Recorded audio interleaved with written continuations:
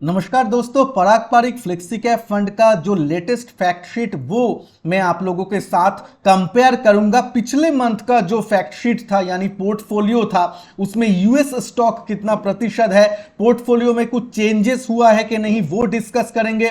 साथ ही साथ इसका रिटर्न कैसे चल रहा है उसके बारे में भी डिस्कस करेंगे। देखिए, डाउनलोड फैक्ट शीट ये मैं वेबसाइट से आप लोगों के लिए पहले ही डाउनलोड करके रखा हूं, जहां पे यहां पे आपको दिखेगा कि पिछले मंथ का जो फैक्ट शीट है वो, और अभी है जो लेटेस्ट मंथ का जो पोर्टफोलियो रिलीज हुआ है। इस मंथ जानते हैं पिछले मंथ का पोर्टफोलियो रिलीज होता है, वो वाला पोर्टफोलियो मेरे सामने है। अगर आप देखेंगे, कंपेयर करेंगे मार्च के साथ, तो आप देखेंगे कि ITC, Bajaj holdings and investment, आपका एक्सिस बैंक, ये सब उसका जो टॉप होल्डिंग था वो लगभग सेम ही चीज यहां पे है। आईटीसी, बजाज होल्डिंग, आईसीआईसीआई, ऐसा।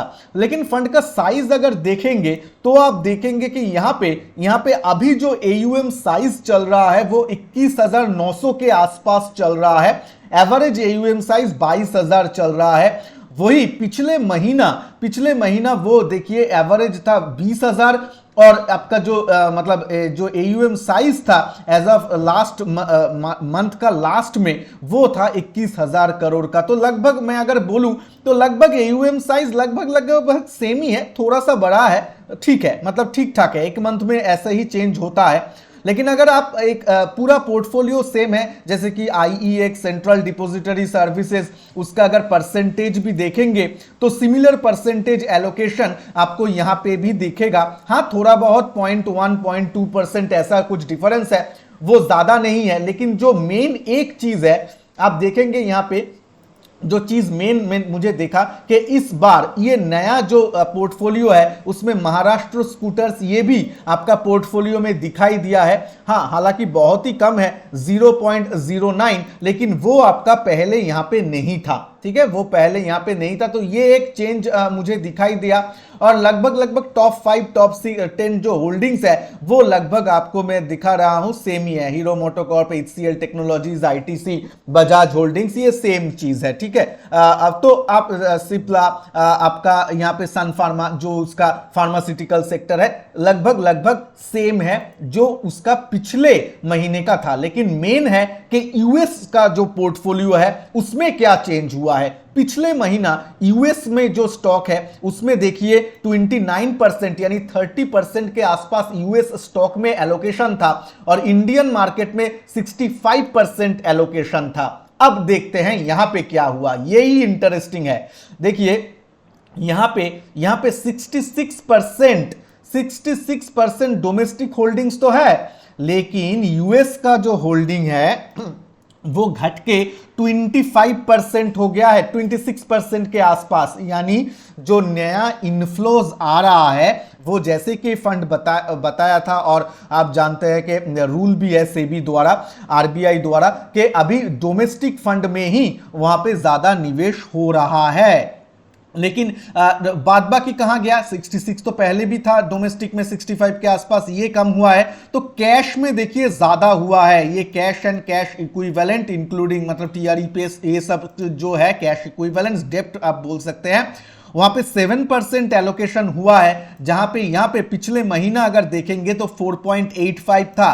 तो फंड ज्यादा से ज्यादा कैश हाथ में रख रहा है। शायद ये लोग सोच रहे होंगे कि बाजार नीचे आ रहा है तो थोड़ा सा कैश में बैठे रहो, ये सब कुछ हो सकता है। यहां पे देख लेते हैं अल्फाबेट यानी गूगल 8%, 7%, अमेजॉन, मेटा प्लेटफॉर्म यानी फेसबुक, ये सब था। और यहां पे फंड में चेंज नहीं हुआ है, सिक्योरिटीज में चेंज नहीं हुआ है। टॉप होल्डिंग अभी भी गूगल ही है, माइक्रोसॉफ्ट, अमेजॉन, फेसबुक, सुजुकी, तो सेम ही है, सेम है लगभग। देखिए परसेंटेज वाइज भी सेम है। हाँ, थोड़ा बहुत टोटल परसेंटेज में तो आपको दिखाई देगा डिफरेंस, इसीलिए यहां पे कम हो जाएगा क्योंकि इनफ्लोज अभी यहां पे नहीं आएगा। लेकिन स्टॉक में वो लोग नया कुछ चेंज नहीं किया है, एडिशन या सब्सट्रैक्शन, एडिशन तो नहीं, सब्सट्रैक्शन यानी सेल कुछ को नहीं किया है, जो देख के लग रहा है। अब आ जाते हैं इसका रिटर्न में।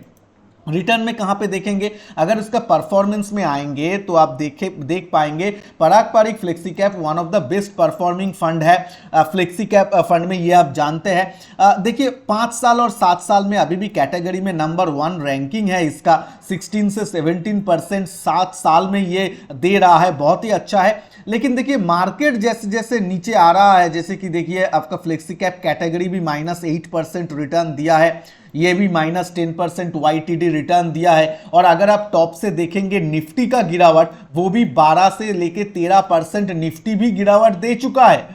यानी आप बोलेंगे बेंचमार्क तो डिफरेंट है, बेंचमार्क को छोड़िए, मैं पूरा ओवरऑल मार्केट कैसे है वो बोल रहा हूं। मार्केट भी ऊपर से लगभग आपका 12% नेगेटिव रिटर्न दे चुका है।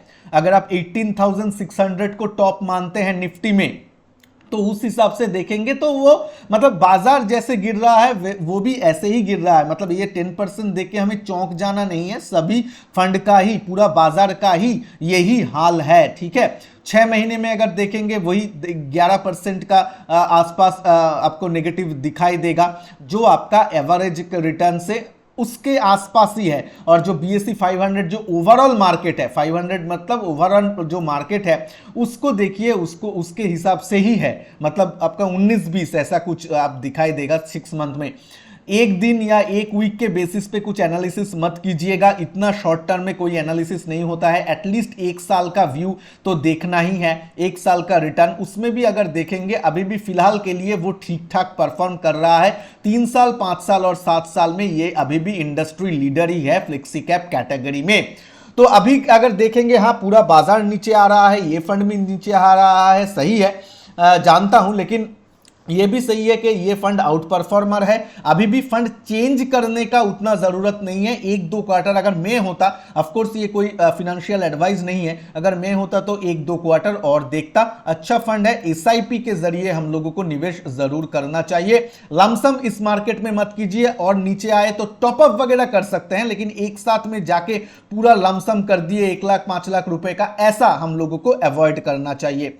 तो आपको अगर वीडियो अच्छा लगे तो लाइक शेयर जरूर कीजिएगा। स्क्रीन पे आपका best multi cap fund, best flexi cap fund का वीडियोस आ जाएगा, क्लिक करके जरूर देखिएगा। चलिए मिलते हैं नेक्स्ट वीडियो में, तब तक के लिए खुश रहिएगा। जय हिंद, वंदे मातरम।